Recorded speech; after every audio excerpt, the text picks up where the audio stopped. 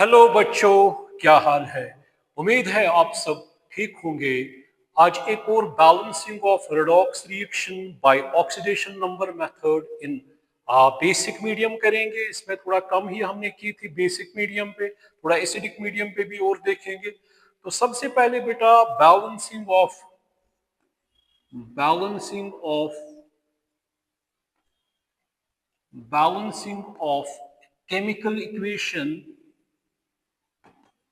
chemical equation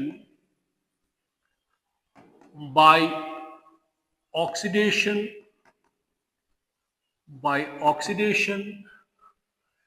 number method in basic medium।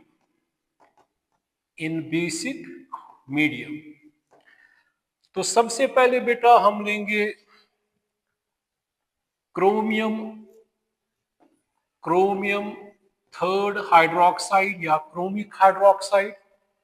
इसको बेटा IO3 negative यानी आयोडेट आयन के साथ ट्रीट करेंगे और वहां से बेटा बनता है I negative plus CrO4 2 negative chromate ion. ठीक है ना, इसको नोट कीजिएगा। तो this is chromium third hydroxide, this is iodate ion, ये I नेगेटिव है और ये बेटा क्या है, क्रोमेट आयन। इसको अब बैलेंस करना है। तो सबसे पहले आपको क्या पता है बेटा, write down this calculus equation जो हमारे पास है। तो we have to find the oxidation numbers. तो ऑक्सीडेशन नंबर अगर निकालना है बेटा तो क्या करेंगे इसके लिए। तो सबसे पहले बेटा क्रोमियम का ऑक्सीडेशन स्टेट निकालेंगे X+3, हाइड्रोक्सल का -1 है, ये क्या है, न्यूट्रल है। तो ये क्या आएगा, X-3 is equal to 0, X is equal to +3। तो इसका मतलब इसका क्या निकला बेटा, +3। तो +3 है इसका। अब इसका क्या निकलेगा, ये पता ही है, 6 + 5 निकलेगा। कैसे, that X be the oxidation number of iodine, 3 oxygen का -2 है, -1 X -6 -1 X किसके बराबर आएगा, -1 + 6 जो मैंने कहा +5। ठीक है ना। अब ये तो है ही I नेगेटिव, ठीक है ना बेटा। अब इसमें देखेंगे, इसमें क्या निकलेगा, let X be the oxidation number of chromium 4 -2, ये क्या है, एनायोनिक स्पीशी है। X -8 -2 X किसके बराबर आएगा, +6। तो इसका क्या है, -1। ठीक बेटा कि नहीं। अब मुझे आप बताइए यहाँ पे क्रोमियम थर्ड से कहां चला गया, थर्ड से क्रोमियम चला गया +6 में। तो ये क्या है बेटा, this is increase in oxidation state. Increase in oxidation state को हम क्या कहते हैं, ऑक्सीडेशन स्टेट को हम बेटा कहते हैं ऑक्स। तो कितना बढ़ रहा है, 3 से 6, तो इसका मतलब 4 5 6। तो इंक्रीज इन ऑक्सीडेशन स्टेट क्या है बेटा, 3। अब यहां से ये +5 से कहां चला गया, -1 में। तो +5 के बाद क्या आएगा, 4 3 2 1 0 -1। तो यहां से ये क्या हो गया, डिक्रीज, क्योंकि बड़ा +5 है, -1 छोटा है।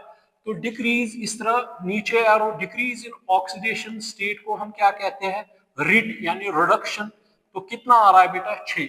अब इनके दरमियान रेशो क्या निकलेगा, ये निकलेगा 3:6, वो क्या आएगा 1:2। 1:2 किसका ज्यादा निकला, इसका निकला 6। ठीक है ना बेटा, इसका क्या निकला, ये 6, इसका क्या निकला बेटा, 2 निकला इसका, मतलब इसका 2 निकला। तो आपने देखा ये कि इसका बेटा 3 निकला और इसका 6 निकला, 3 2 6 1:2। अब क्या करेंगे बेटा, इसमें मुझे आप बताइए, ये 3 से 6 में तो +3 है, और ये +5 से किसमें, -1 में 6 है।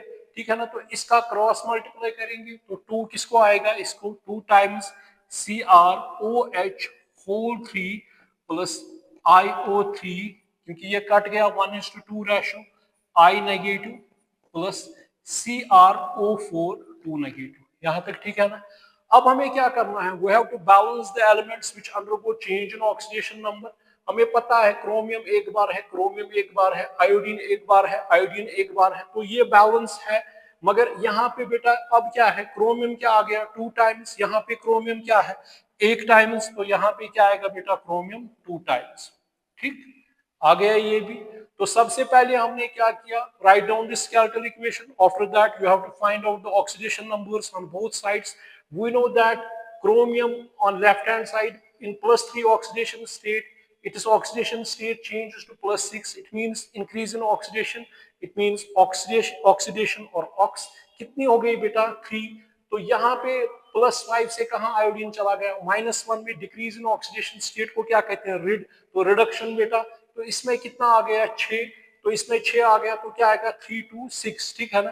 तो इसका स्टैचोमेट्रिक कोएफिशिएंट किसके, मतलब ये जो हमें निकला यहाँ पे रेशो, वो कहाँ पे लगेगा स्टैचोमेट्रिक कोएफिशिएंट, यहाँ पे, वही मैंने किया। तो क्रोमियम 2 बार अब आ गया, इसको मैंने बैलेंस किया, ठीक है ना। अब क्या करने हैं, ऑक्सीजन बैलेंस, 3 ऑक्सीजन है और यहाँ पे 2 3 कितना हो गया 6, क्योंकि है ना ये 3 बार इंटू 2, 6 6 3 9, और यहाँ पे 2 4 8। अब कितने वाटर मॉलिक्यूल्स ऐड करने हैं, एक वाटर मॉलिक्यूल, ठीक है ना बेटा, एक वाटर मॉलिक्यूल ऐड करना है। अब क्या करना है बेटा, ये बेसिक मीडियम है, तो मुझे आप बताइए, आप अब हाइड्रोजन कितने हैं यहाँ पे बेटा, हाइड्रोजन 6 है, और यहाँ से कितने हैं बेटा, 2 हाइड्रोजन है। तो यहाँ से हमें क्या करना है, 4 H पॉजिटिव और 4 OH नेगेटिव, ठीक है ना बेटा। और जितने OH आपने यहाँ से ऐड किए, यहाँ से तो ये वाटर बनेगा, उतने ही OH आपको यहाँ से भी ऐड करने हैं, ठीक है ना।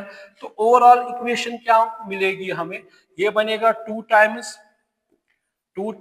CrOH होल 3, ठीक है ना, प्लस IO3 नेगेटिव, ठीक है ना बेटा, 4 टाइम्स OH नेगेटिव गिव्स ये क्या देगा, I negative, plus 2 times CrO4 2 negative, ये कितने आ गए 4 और 5, टोटल 5 वाटर मॉलिक्यूल्स आ गए। अब आप देख लीजिएगा बराबर आ रहे कि नहीं आ रहे। देखिए अब इसमें बेटा क्रोमियम 2 बार है, तो 2 क्रोमियम आ गए, तो यहाँ पे भी 2 क्रोमियम है, ठीक है ना।